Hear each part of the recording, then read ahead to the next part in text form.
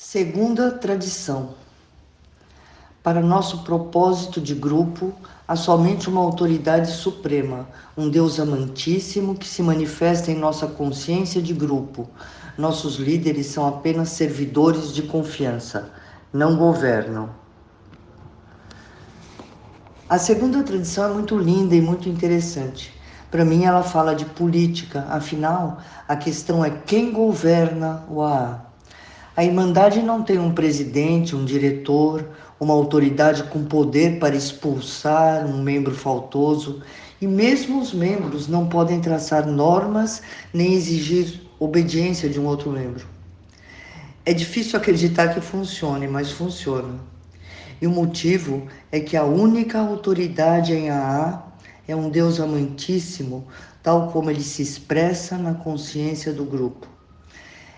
Esta afirmação é um princípio que brota da própria história de AA, de como um grupo é criado.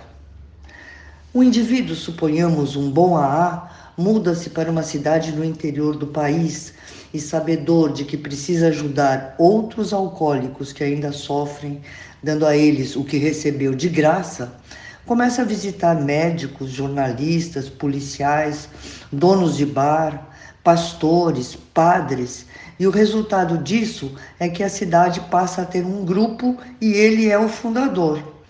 No início, portanto, ele é o chefe. Quem mais poderia ser? Com a chegada dos primeiros alcoólicos, sua autoridade para dirigir começa a ser repartida com eles. Esse grupinho, um pequeno comitê, é a hierarquia do grupo em formação. Autoescolhidos, é claro. O grupo vai crescendo e o fundador e os demais vão ajeitando tudo. Mais sabões, acomodação em hospitais, litros de café. É possível que se envaideçam um pouco com o sucesso. Talvez comentem entre si que seria bom trazer o grupo de rédea curta, porque afinal de contas, eles têm experiência e fizeram muito por aqueles beberrões. Pode acontecer de o fundador e seus amigos se mostrarem mais humildes, mas nessa fase não são, na maioria das vezes. Dores de crescimento começam a afligir o grupo na forma de variados problemas, uma avalanche. E o pior é que surgem comentários que tendem a converter-se numa grita. Será que esses velhos pensam que podem dirigir o grupo para sempre? Vamos fazer uma eleição. É uma revolução que se põe em marcha. A consciência do grupo está prestes a assumir o controle da situação. Na eleição podem ocorrer duas coisas. Se o fundador e os primeiros tiverem tido boa atuação, poderão até ser eleitos, para sua surpresa. Mas se ao contrário, tiverem resistido ao desabrochar do movimento democrático, serão sumariamente afastados. Em qualquer dos casos, o grupo passa a ter um comitê rotativo, com atribuições bem delimitadas para fazer serviços simples que possibilitam o funcionamento do grupo. Esse comitê realiza tarefas como recolher o dinheiro da sacola, colocar no banco, pagar contas e prestar contas. É o caso do tesoureiro. O secretário cuida da literatura, responde correspondência, cuida do telefone, se houver, divulga comunicados. Liderados pelo coordenador, cuidam das relações públicas e promovem reuniões. Esse comitê rotativo não dá orientação espiritual e não julga o procedimento de quem quer que seja. Assim sendo, seus membros descobrem na prática que são meros servidores e não senadores. A própria história de AA mostra que a consciência do grupo é quem decreta os termos segundo os quais seus membros devem servir. A questão da liderança em AA, já que não há governo. Vamos voltar à história lá no começo do grupo, com o fundador deposto e os primeiros membros. Depois que a dor e a ansiedade daquele que foi um primeiro embate passam, uma mudança sutil começa a operar neles. E dessa mudança surge o que conhecemos por velhos resmungões e velhos mentores. O resmungão é aquele que está convencido de que o grupo não sobreviverá sem ele. Se ressente da perda de sua autoridade e conspira para voltar à posição anterior. Ou seja, é alguém que ainda é consumido pela autopiedade. Se o caso for grave e ele perca de vista os princípios e o espírito de Ahá, pode se embebedar.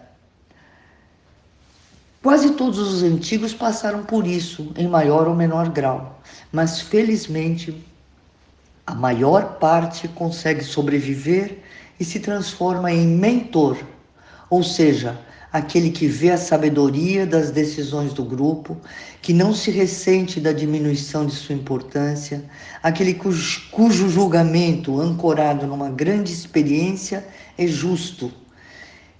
Ele é aquele a quem o grupo pede conselho nos momentos de confusão ou de indecisão. Os velhos mentores são a liderança real e permanente de Ahá. Eles se transformam na voz da consciência do grupo e, na verdade, na verdadeira voz de Alcoólicos Anônimos. Eles não dirigem impondo, mas lideram pelo exemplo.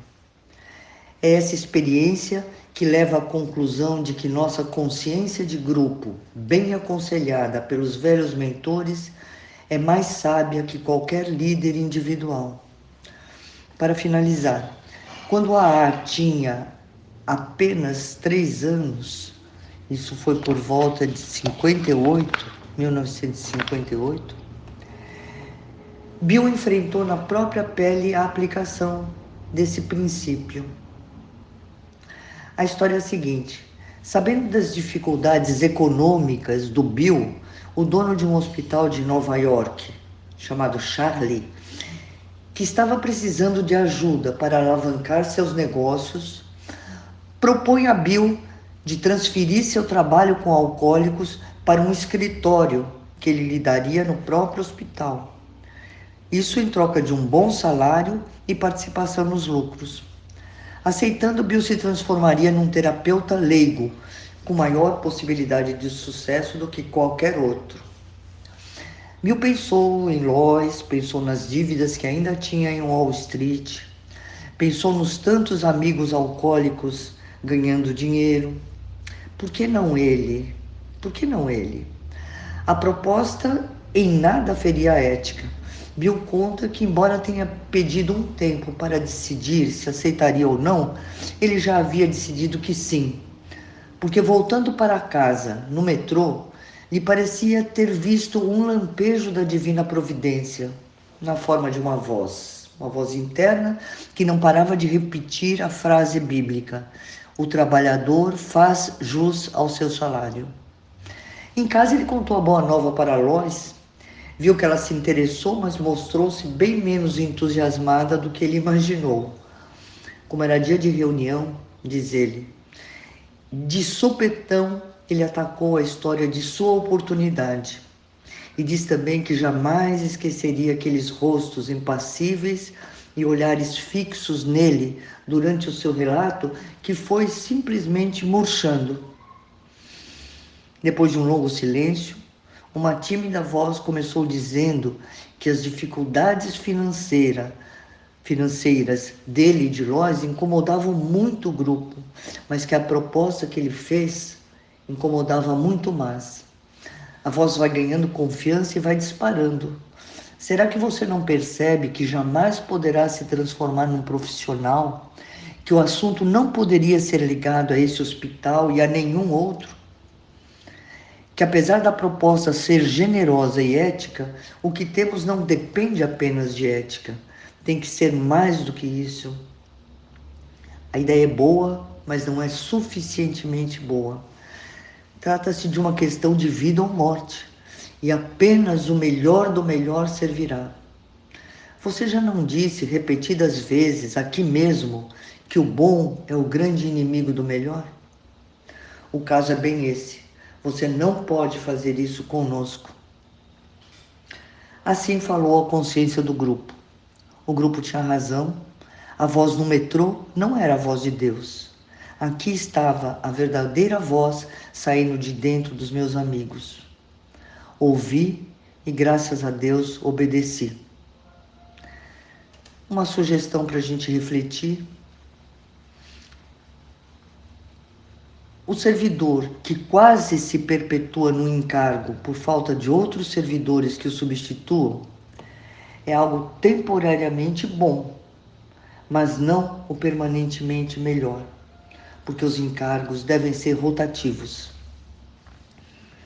Outra questão: nós estamos vivendo uma época de enorme transformação no AA mundial. Essa transformação foi introduzida pelas reuniões online.